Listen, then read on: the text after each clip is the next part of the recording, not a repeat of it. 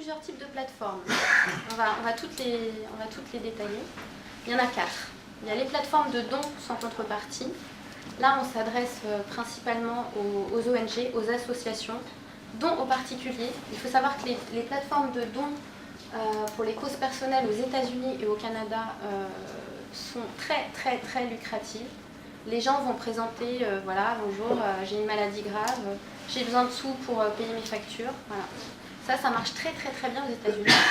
La plus grosse levée de fonds que j'ai vue, c'est à la suite d'un attentat, c'est quelqu'un qui a levé $1 million pour se faire reconstituer sa jambe.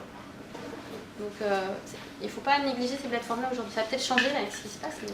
Voilà. Et les cagnottes et tirelire. Alors les cagnottes, on va en parler aussi rapidement. Le principe, c'est simple. C'est que vous avez un pot de départ et vous passez par Internet pour aller collecter l'argent pour ce pot de départ. Voilà.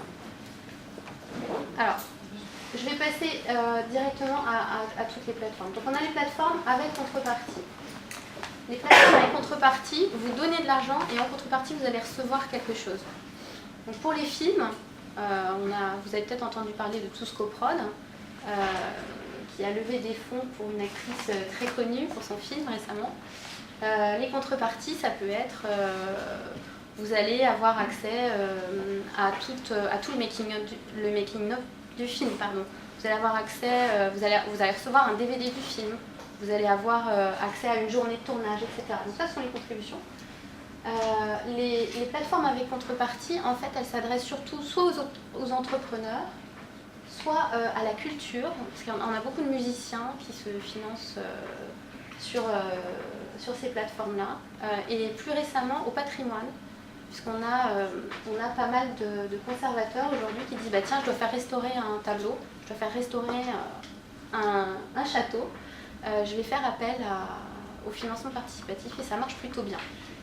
Voilà, donc ça, ce sont les plateformes avec contrepartie.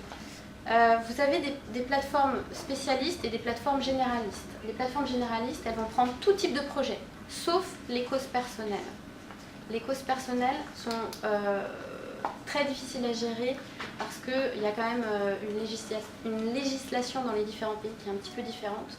Donc en général, ce sont des plateformes spécialisées.